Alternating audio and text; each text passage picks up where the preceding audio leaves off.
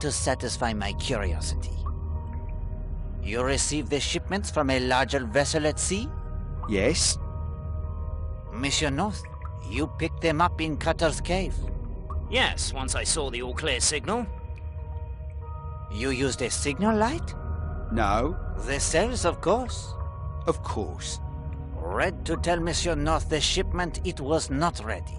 White to inform him that he could pick it up using the tunnel from the Smuggler's Rest. That's right. I'd nicked a spare key months ago when the place was still open. Worked quite well for us until a U-boat took some pot shots at me when I was making the rendezvous at sea. Too dangerous now. That was to be our last shipment for a while until we could find another way. The war, it is an inconvenience. You can say that again. Playing the ghost was your idea, Mr. North? Not likely. Blad thought it would scare off any nosy locals. I thought it was bloody silly. I think that concludes our business here. Colonel Weston, if you could hand Monsieur North over to your men, I would like Monsieur Blatt to join us this evening in the dining room. It's your show, my friend. I'd shoot you, Poirot. Somebody stole my gun. Eh bien, Hastings. The murder of Millie Parsons, it is now explained. The fifth columnist has fled and will hopefully lead Scotland Yard to other traitors. The practitioner of the voodoo has been revealed. The smugglers have been trapped with the goods, as you say. Only one target remains, the murderer of Alena Marshall. Then you knew by now who had murdered Alena Stewart? But of course, all of the clues are now in your possession as well.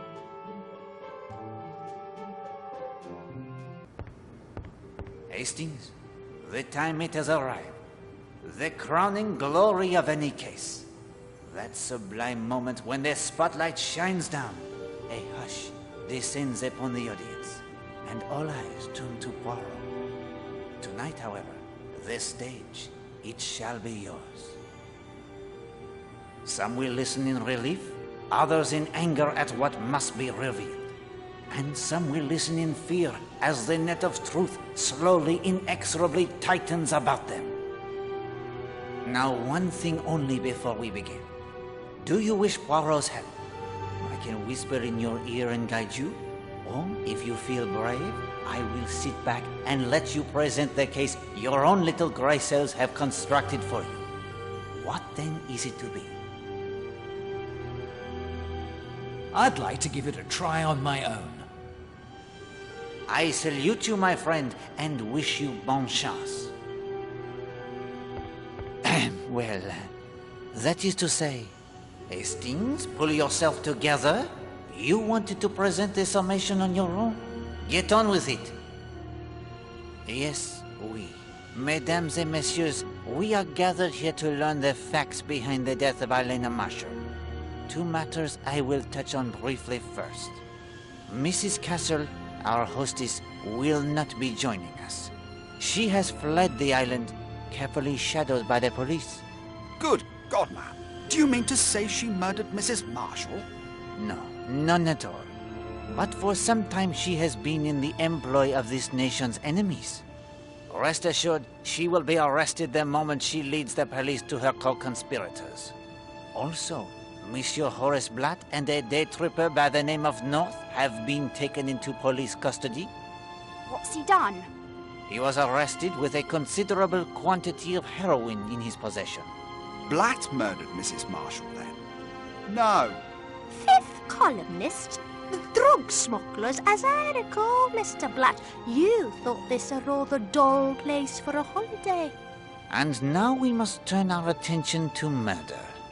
In order to understand the crime, it is necessary to separate the clues to its nature from the many red herrings that obscured our path.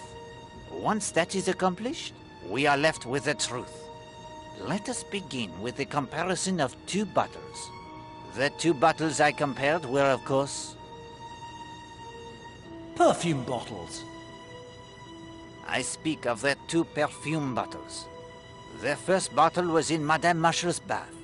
She had applied the perfume before leaving on her float this morning, as I myself remarked. Why would she need a second bottle? And why was it found in the cave? Next, we come to another comparison. and for this we owe much to the expertise of Mademoiselle Darnley.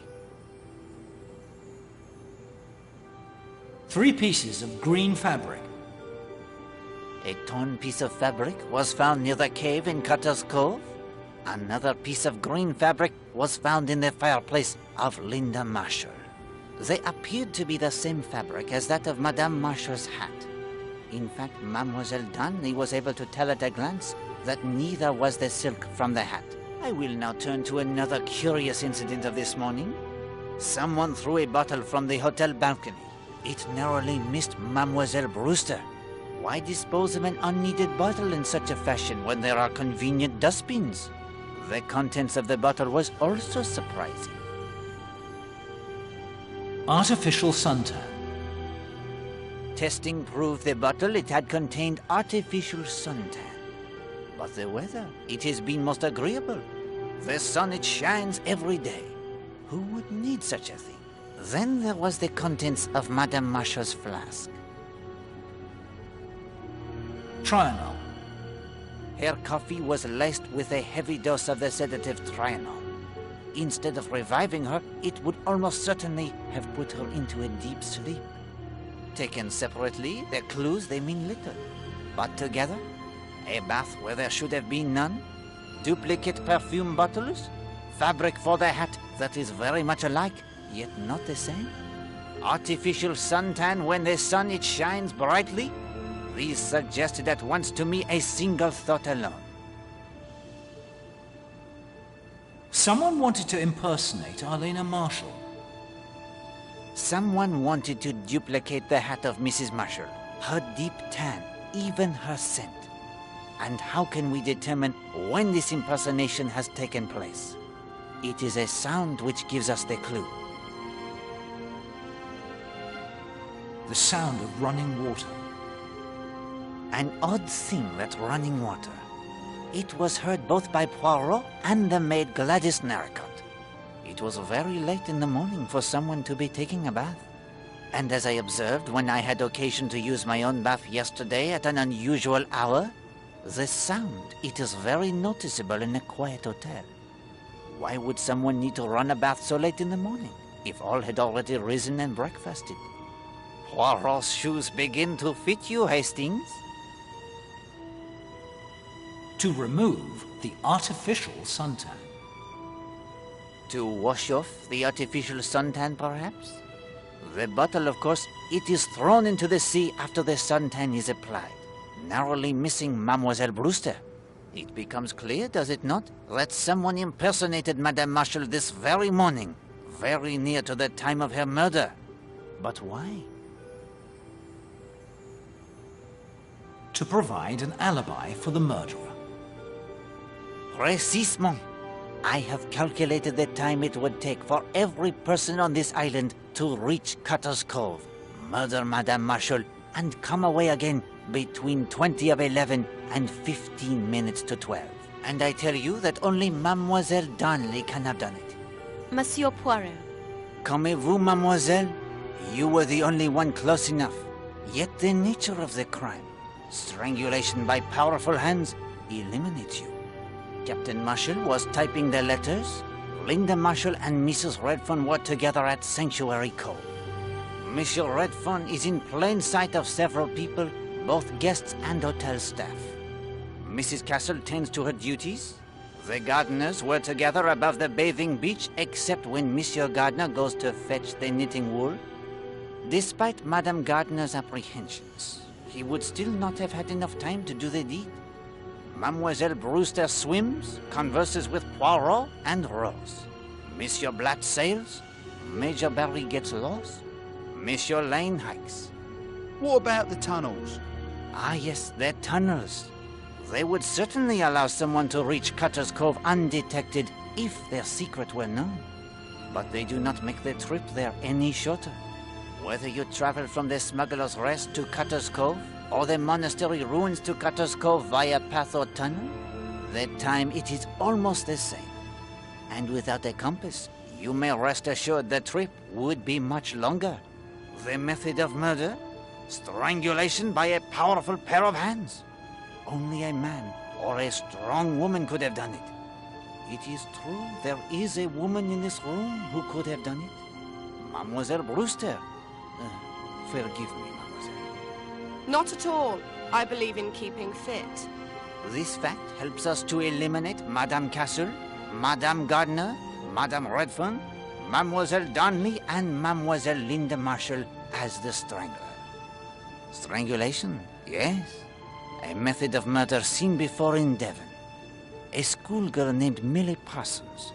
A housewife named Alice Corrigan. One murdered only a few weeks after the other earlier this year. One of these murders is connected only slightly to the death of Arlena Marshall. But the perpetrator of the other is far more intimately involved.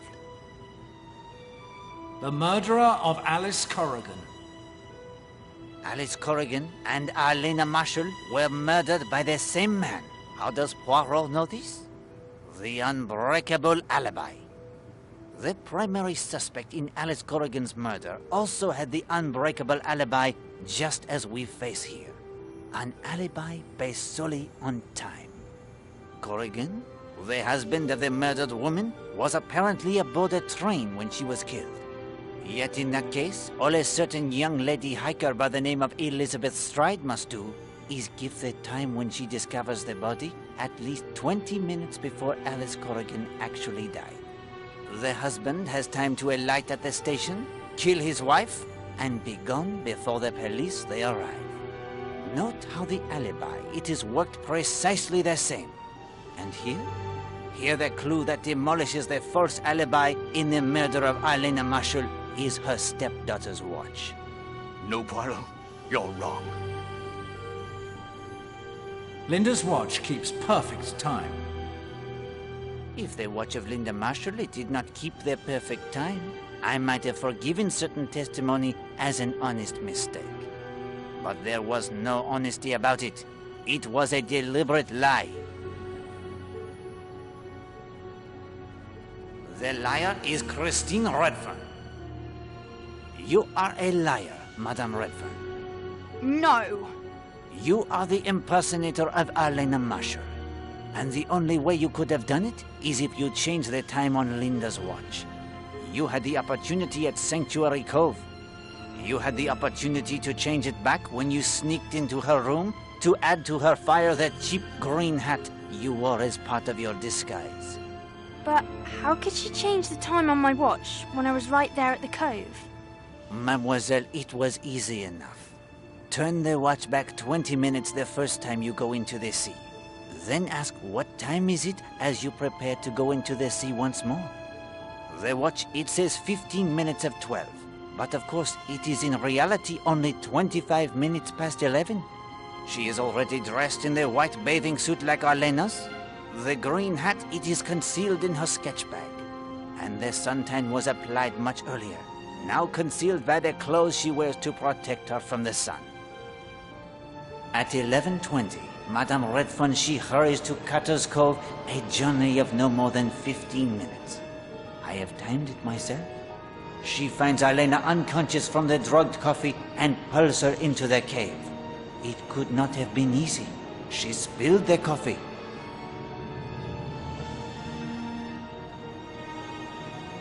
Tore her hat.